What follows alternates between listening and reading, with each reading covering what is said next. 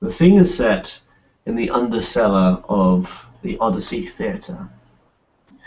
John Stanhope has met up with Eric Summers, the Nosferatu he met with previously, who is in quite a lot of hot water over this Tremere debacle. So the two have come up with a scheme to not only save Summers, but perhaps direct the Tremere's wrath in a more productive fashion. Eric Summers has obfuscated towards the theatre, and now John leads him down the stone stairs deep into the sub-basement. They get to a large chain, well, no more like a vaulted door with staff only and lots of hazard signs across it. John takes a moment and pushes the door open, revealing his secret blood lab, which, thanks to his mentor, the late Thomas Williams, is warded from all detection. How this was accomplished, John has still no idea, but it has certainly been effective. As Mr. Summers enters, he sees a very sterile and clean environment. There are tables with straps, there is soundproof vaults, various beakers and surgical equipment all lined up very neatly on various trays, and the occasional vat of bubbling vitae.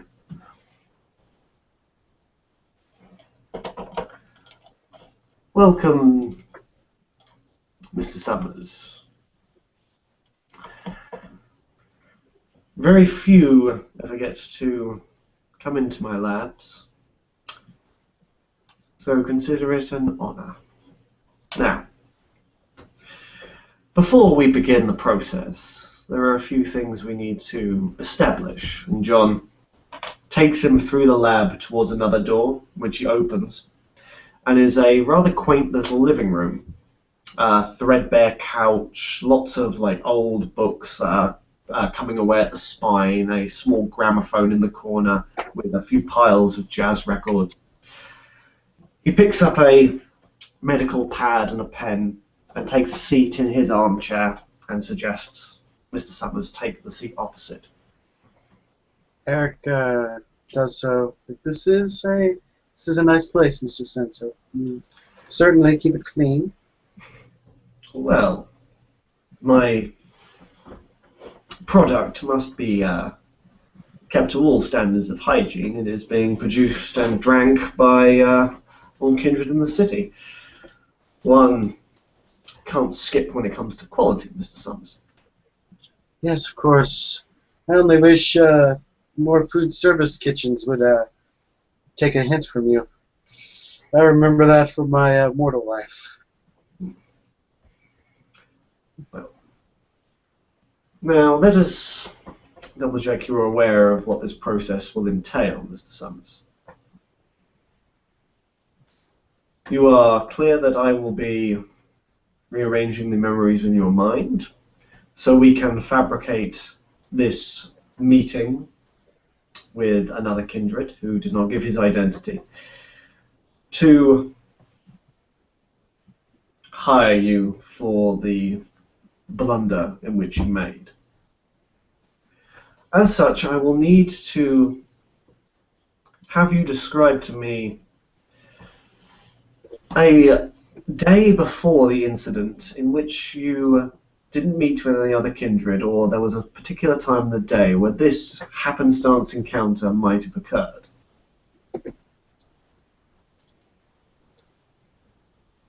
Eric begins recounting maybe one or two nights before that he went. In that case, he went on a preliminary stroll through the park after the Prince's Elysium, or impromptu Elysium in the theater. Out of character, I'm not quite sure what day that actually is. So, Presume he actually said it. Excellent. The Elysium will be perfect. It is an area familiar to me, and I'll be able to get the environment down correctly. I see. And obviously I will have to rejig the memories of us discussing this plan. This meeting, for instance, will be replaced, as well as the meeting within my office a couple of nights ago. Certainly, it is only proper to ensure well, for lack of a better word, the masquerade, but in a different sense. He smiles a bit. And I would also require a little bit about your own psyche, Mr. Summers. When your mind drifts and you're not thinking of much, what do you think about?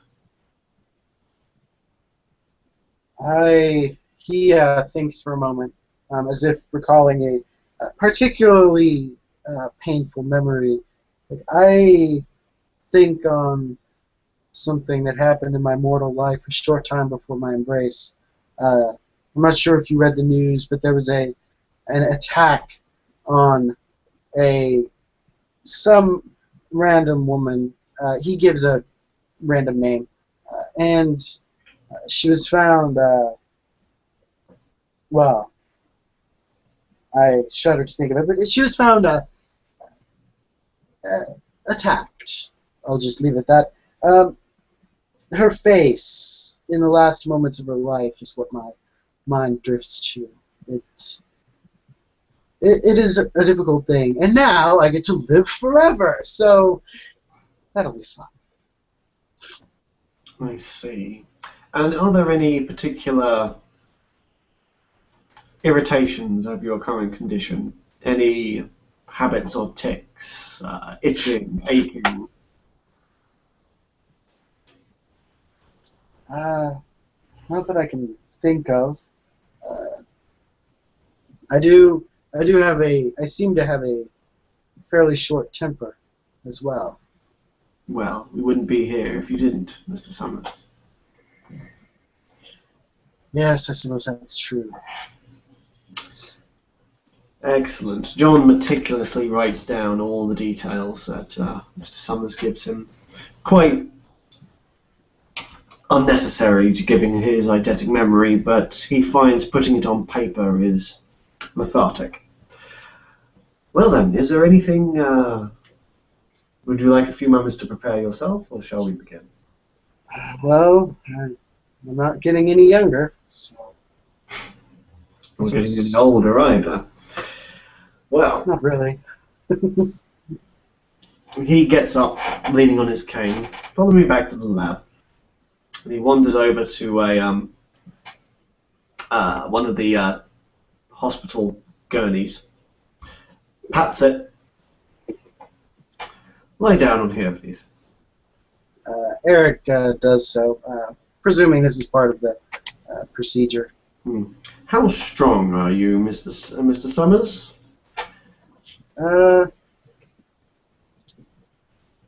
Not very. Well, actually, hang on. Wrong one. Not very. I can usually, I can lift a few pounds probably, but I'm not terribly strong. I think actually that is pretty strong. Out of character, it is 3 dots. I'm not sure how we describe that. I can't remember. It's above average. You don't have any potence or anything I should be aware of? No. He starts to strap him in with some heavy straps. The possibility of you frenzying and killing me in my own lab is not one I relish, Mr. Summers.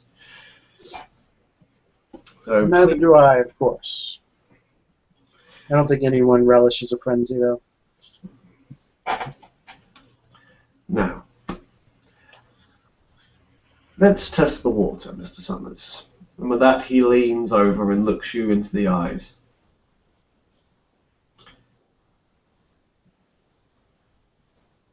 You will be still until I say the word banana.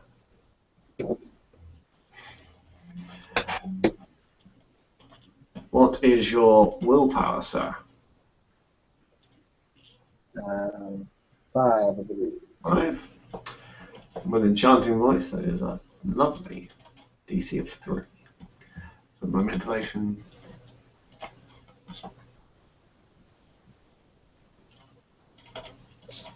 1, 2, 3, 4. Mr. Summers, move your fingers.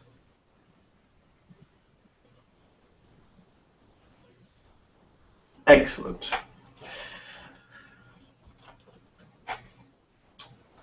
Now, to make sure that we have the best possible chance that no one will undo my work, I am going to have to break down some of your inner defenses, as weak as they may be. So I want you to resist, Mr. Summers. I need you to bring up your very essence. I need you to force yourself not to be afraid. And with that, John looks at him deeply and activates his dread gaze. Suddenly the room turns very dark. His fangs descend. The monster within him curls beneath the surface. And you just see a terrifying image in front of you. Now, it's wondering, does dread gaze use appearance or manipulation? Apologies, I haven't used presence in a good long while.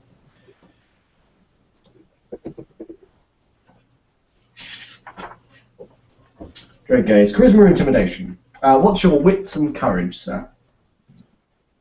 Wits, courage. Wits is 2, I believe. Wits is 2. Courage is 3. 2, courage is 3, so DC 5. And my intimidation, did I increase it or not?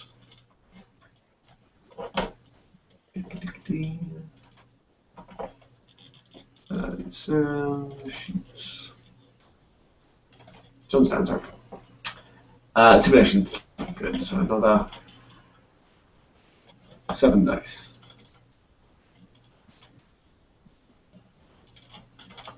Excellent. So he has a total of 1, 2, 3, 4 successes. So you're going to spend a. Are you going to be able to resist the willpower? Basically, with presence, you spend a willpower to ignore it.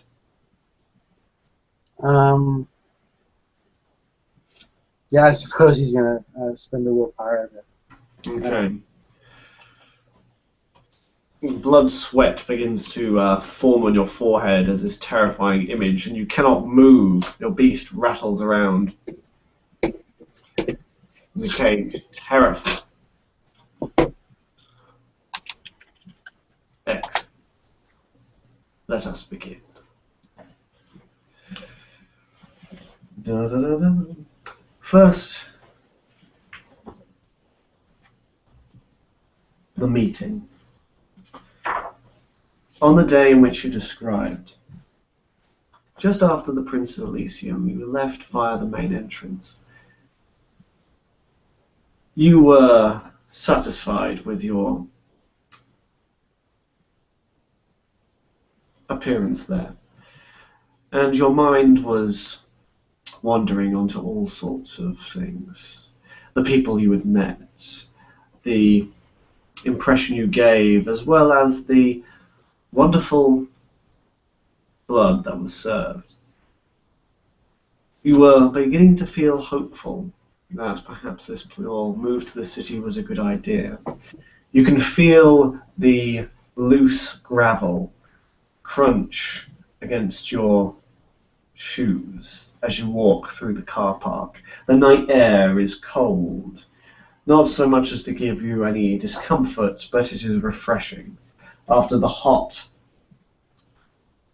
air-conditioned atmosphere within the Elysium itself, it is good to be alone, good to have the space you need. You start to think of what you're going to do next within your haven. When a car pulls up, the car is a registered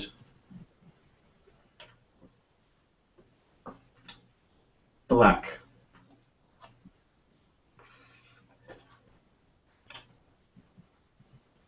Matt Parsons can't think of any car types, so he's just going to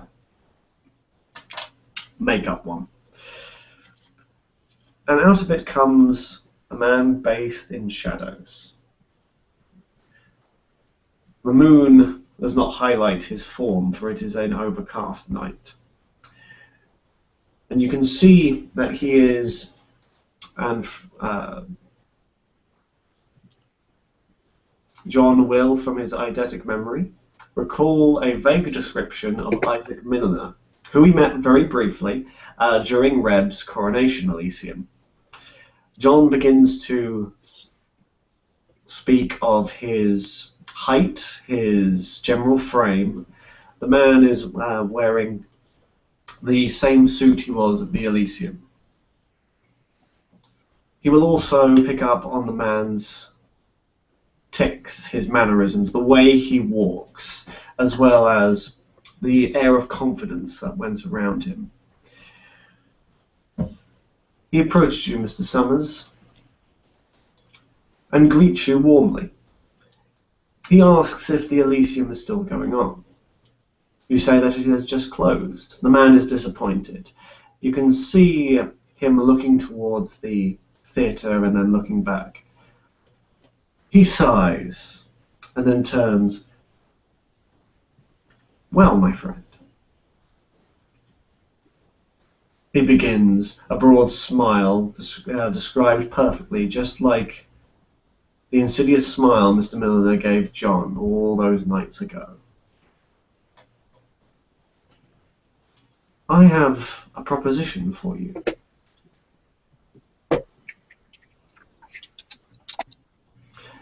You begin to chat idly. Your mind wanders from the details. The man seems to rattle on a little, and you find yourself daydreaming about the face that you once saw. And John then gives the name and the description given to him by Mr. Summers of his unfortunate woman that he can't seem to shake out of his head. When he snaps back to, luckily it seems that this gentleman doesn't know. He asks politely what clan he was from, at which you say proudly, Clan Nosferatu. You list off your current achievements and your particular line of business, as well as your connections with your coterie. The man is pleased by this, and states that he wishes to pull a prank on one of the upper echelons. Something that he cannot do, but something you may be able to. He wishes for you to cause mischief under the face of Mr. Brody Innes, the Tremere Primogen. You recall that you have met the Tremere Primogen before, and you believe you can make a good enough copy to fool most people. The man offers you a lot of money. So much money you start to daydream exactly what you can spend it on. Increasing your haven, perhaps even buying some more clothes, and a car for yourself. The money is so extraordinary that you agree without question. The man smiles broadly. He gives you a contact number on a scrap piece of paper.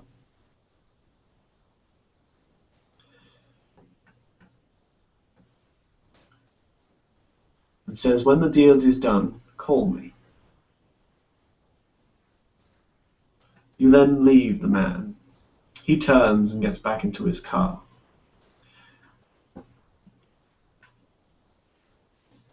And for that memory, we will begin to roll.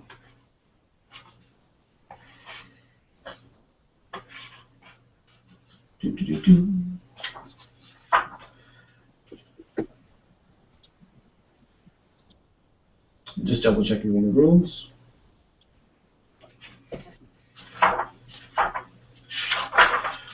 Dominate, dominate. Everybody loves dominate.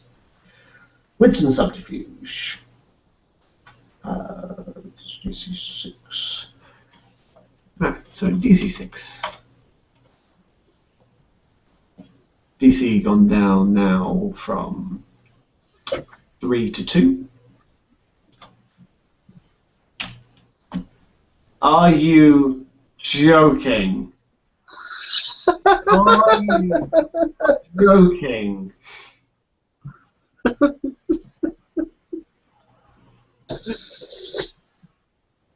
It's not a fumble because I made a success.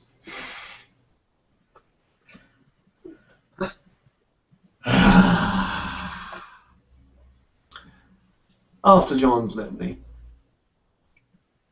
he looks at Mr. Summers and he looks into his eyes once more and he says, Mr. Summers, explain to me what happened to you on that day, at this time. I went to the Princess Elysium and then I saw he almost like his mind shakes something off. He's not quite sure where it came from. He's like, I met the Primogen there of Clan Tremere, and then I went home. There, I didn't really meet anyone else that night. John snarls.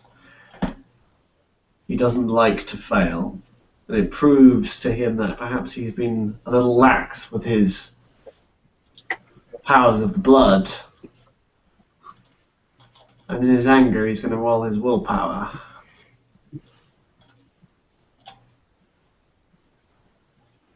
Which he makes. Lovely.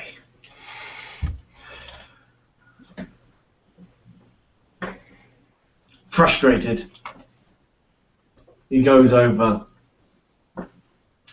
picks up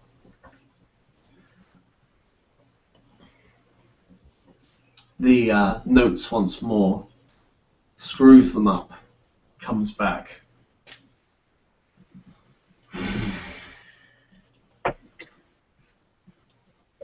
Misty, we will try that again, shall we? You left the Elysium. You felt the gravel beneath your feet. And once again, he goes into his tirade, noting the description of the air, the environment in which it was around, the state of being and mind of Mr. Summers while he was there. He then describes this gentleman, Isaac Miller, now, although he never gives his name, but from his description, his stance, the way he presents himself, it could only be Isaac Miller. Then he speaks of a deal, a little prank, nothing that will get Mr. Summers into trouble. No, but something worth a lot of money. And then we will roll once more. And I will spend a willpower point on this one. That is better. 1, 2, 3, 4, 5, 6, 7 successes. So, Mr. Summers, what did you do after the Elysium? Yeah, thanks. A moment. It's like, well, I met this. Well, I left the Elysium. I had met the Tremere Primogen there. And I talked with this. He never gave his name. This just shadowy figure. We talked about many things, including his mind kind of skips over something. He doesn't really mention the cautery. His mind kind of just, pushes that aside as if it were, because it doesn't make sense with the later memories. Out of character, it hadn't been formed yet, so that it just. He basically describes the entire event, minus the cautery, since it didn't exist yet. No worries. Well, at least we're getting somewhere. Right then, Mr. Summers. Describe to me in detail the night in which you shot. Name a victim.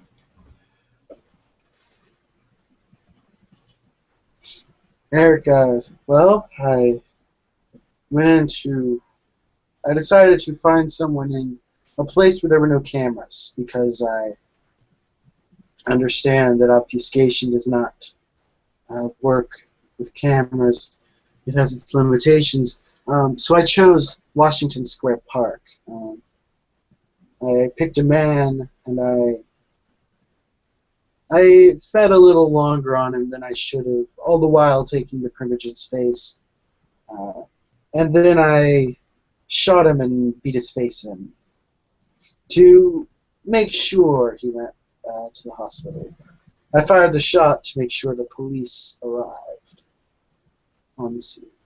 I made sure that I told him my name, Ramsey Brodianus. I made sure he got a good glance of my masked face. And then I went off into the night. Because I didn't want to be there when the cops got there. Well, Mr. Summers, you did head to a place that had no cameras. Because as you said, you were thinking that obviously it doesn't work on cameras. Because you didn't want to be caught. You didn't want to bundle this job you had got. You took on the face of Mr. Brodianus because that was what was asked of you. You went up to this person. And you don't know what happened. You started to argue. You started to beat upon this person. You remember your knuckles smashing into their face to feel the flesh and gristle of their nose snap beneath your fists. And you felt a pressure in your head, a dark urge. The hunger came upon you. The beast made itself known, and before you knew it, a shot was fired. You called the police because you panicked, because you didn't want this job to go completely south. You wanted to at least salvage something out of the debacle. You made sure that the victim caught a glimpse of your face, but you were worried. It shouldn't have gone this far. The beast curled up inside you. It was difficult to push down, and you left. A little afraid.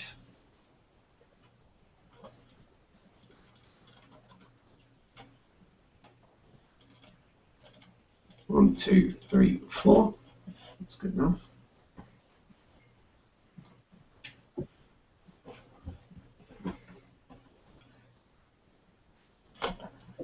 Right. Now, Mr. Summers, tell me what we discussed a few nights past within my office.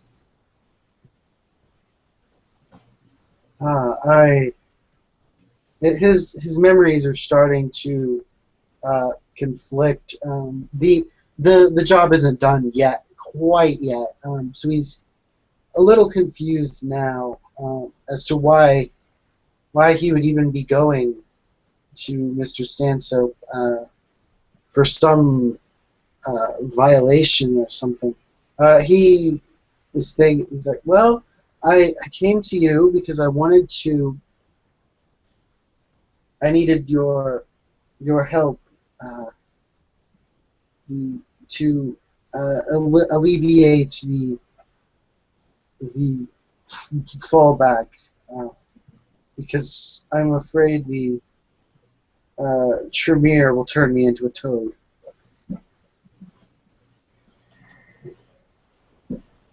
Well, Mr. Summers, you see, you laid low for a few nights.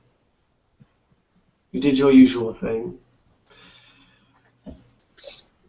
But then you took that piece of paper with the number on it and you gave it a call in the payphone just along Route 99. And when it answered, the same voice spoke. But he was very displeased. He refused to meet with you. He refused to pay you the money, and suddenly you realized you had been set up. That the Tremere would be after you, that you will be blamed for this. Having very few people to turn to, you decided to head towards the theatre and the casino to see myself. In your frustration, you screwed up the piece of paper with the number upon it, a foolish mistake you think in retrospect, but at the time you were so angry that you had been lied to in this way. You had been used so evilly. You walk through the casino. You meet with a grey-suited bald man, a dour retainer, and you request to see Mr. Stanhope. Your eyes glare toward the card tables that you have been in before, the flashing lights, and the attractive serving ladies.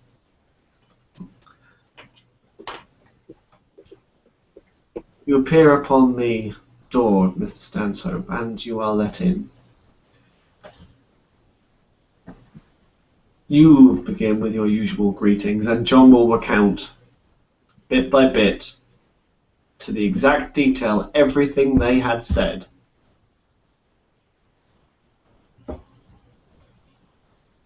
But then you saw Mr. Stanhope's face change. He leaned over his desk, and he looked at you square in the eye, and he asked, "Mr. Summers, you're not telling me the whole truth, are you?" At which you resign. There was no point in hiding it anymore. And so you told him that you were hired by someone you didn't know. You gave a brief description, the height, the hair, the smile, the voice, what he was offering, but you were hired by someone to humiliate the Tremere. Mr. Stanhope then gets you to reiterate the story once again, and you, this time, truthfully, because it is the truth, speak of the blunder that you made, that the beast took you over and you fouled up a rather simple job.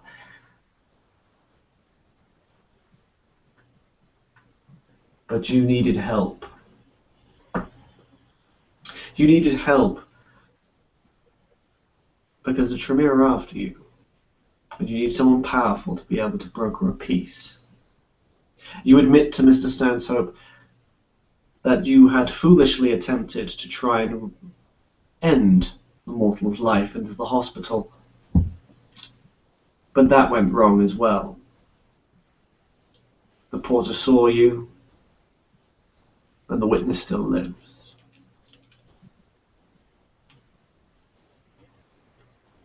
And so, Mr. Stanhope stood up and took a good few minutes to the side.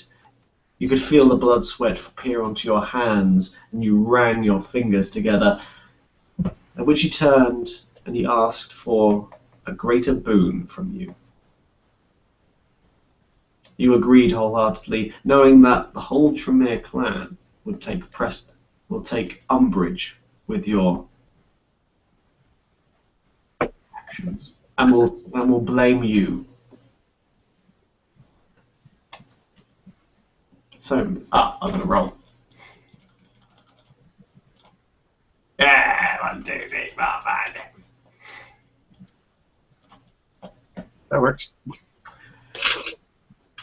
So, Mr. Summers, what did we speak of in my office a few nights back?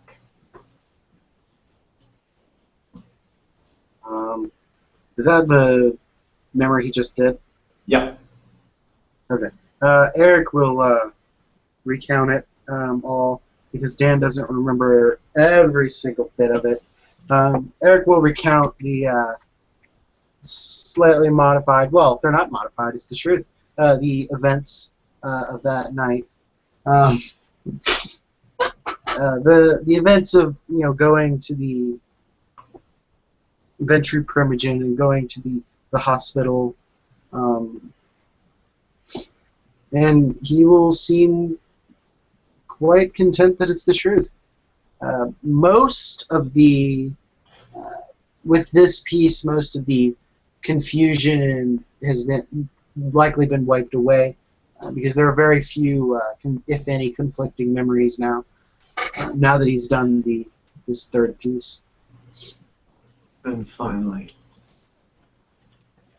Mr. Summers, tell me exactly what you did before you came to the casino and to this place. Well, I made preparations to, change havens as my clan does every so often, and then I came to see you to, get my memories changed. Did you walk or did you catch public transport? I rode in my retainer's car. I drove.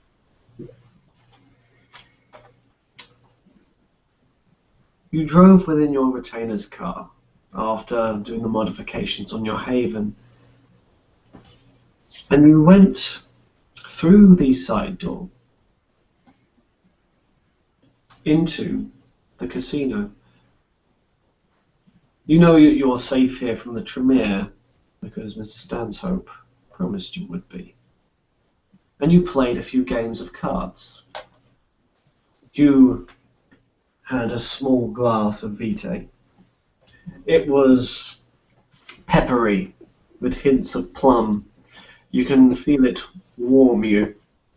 You had a broken flush for the first hand and lost your first few chips. But after the slow start, you once again got your lucky streak. You were able to read the dealer, a young brunette woman, and John will describe one of his staff members with immaculate detail, of which you won, once again, quite a substantial amount of money. From your count, and once you cashed it with the chips, around $1,200, at which the old retainer came and said that Mr. Stanhope would see you. You went back into the office, at which Mr. Stanhope was delighted to tell you that he has contacted the Tremere and is currently negotiating a time in which he can parlay with the Tremere Primogen. You feel a great sense of relief that the situation is under control, that you can trust Mr. Stanhope. He is a good friend to you. At which point you head back into the casino, and this is where you will find yourself, at one of the small card tables, drinking, with the remnants of your vitae, $1,200 up, feeling good about yourself. And I will. Yes. This never happened. And finally, he will look into your eyes and say, sleep.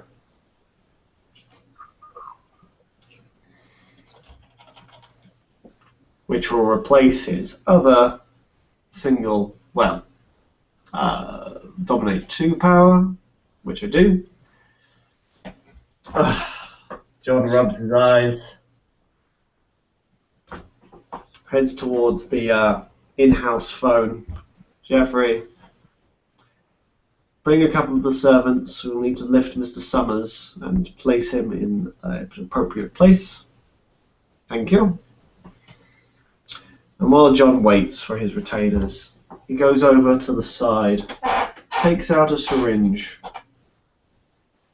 taps it, draws a small syringe worth of Vitae from Mr. Summers, places it into a refrigeration unit for insurance. The retainers come down, and John releases the wards and the door.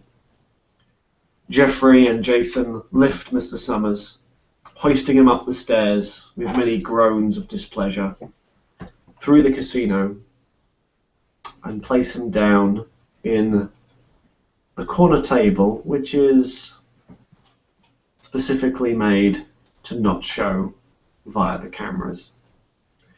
They place an almost empty drink next to him, at which Mr. Summers awakes.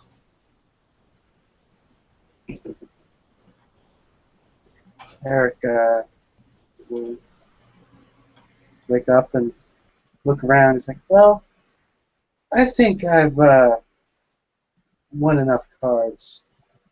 I must have dozed off. Damn it, I lost like the winnings. He stands up and stretches a bit, quite content that he has solved the little problem of, well, whoever asked him to do that job. Eric will leave and return to his haven, where he will likely get an interesting report from his ghoul. End scene.